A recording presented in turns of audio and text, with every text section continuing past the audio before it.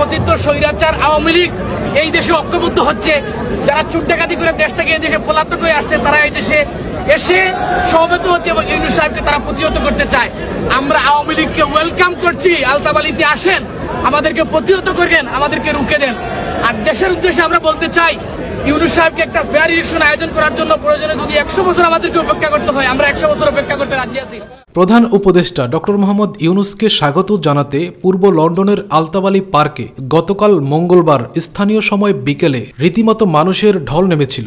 দলমত নির্বিশেষে সব শ্রেণী পেশার মানুষের উপস্থিতি যেন আনন্দ উৎসবে রূপ নিয়েছিল। যুক্তরাজ্যে রাজনৈতিক দলের ডাকে অনেক সমাবেশ হয় এই পার্কে। এভাবে সর্বস্তরের মানুষের সমাবেশ অতীতে তেমন একটা দেখা যায়নি। শুধুমাত্র ৫ আগস্ট হাসিনার পলায়নের পর নিজ উদ্যোগে এভাবে মানুষ এসেছিলেন এখানে সমবেত আনন্দ উৎসব করতে। গতকাল এসেছেন ৫ আগস্ট গণ অভ্যুত্থানে গঠিত সরকার প্রধানকে স্বাগত জানাতে। যুক্তরাজ্যে রাজ পরিবারের পক্ষ থেকে পুরস্কার গ্রহণ করতে সকালেই লন্ডনে পৌঁছান প্রধান উপদেষ্টা অধ্যাপক ডক্টর মোহাম্মদ ইউনূস। তার এই আগমন উপলক্ষে স্বাগত জানাতে সামাজিক উদ্যোগে সমাবেশের ডাক দেওয়া হয়েছিল।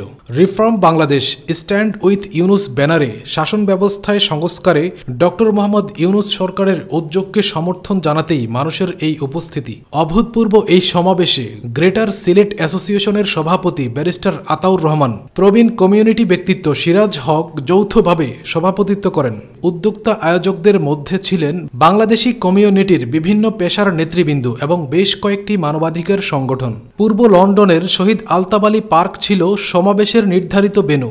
সময় বিকাল ৫টা, কিন্তু ৫টা বাজার আগেই মানুষ আসতে শুরু করে। ৫টা বাজার সাথে সাথে সমাবেশ স্থলে সমবেত হন কয়েকশো মানুষ।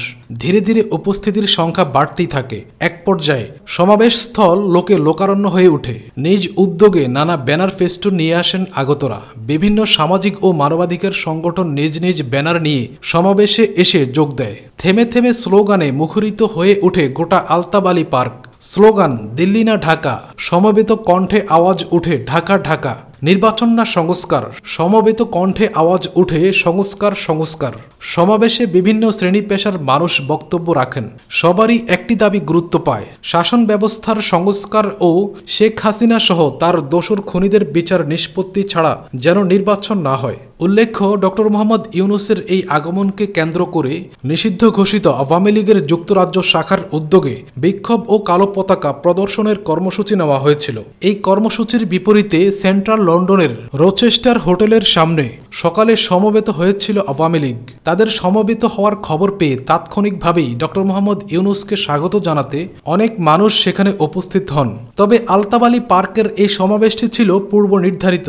এই সমাবেশ থেকে আগামী জাতীয় সংসদ নির্বাচনের আগে প্রবাসী বাংলাদেশিদের ভোটাধিকার নিশ্চিত করা, প্রবাসে থাকা দ্বৈত নাগরিকদের জাতীয় সংসদ নির্বাচনে অংশগ্রহণের সুযোগ দেওয়া, দেশে প্রবাসীদের সম্পত্তির নিরাপত্তা নিশ্চিত করা, সিলেট ওসমানী বিমানবন্দরকে পূর্ণাঙ্গ আন্তর্জাতিক বিমানবন্দরে উন্নতি করার দাবি জানানো হয়। এদিকে আগামী শুক্রবার সকালে প্রধান উপদেষ্টার হোটেলে বিএনপি চেয়ারপারসন তারেক রহমানের বৈঠক কেন্দ্র করে হোটেলের সামনে বিএনপি সমবেত হওয়ার প্রস্তুতি নিয়েছে।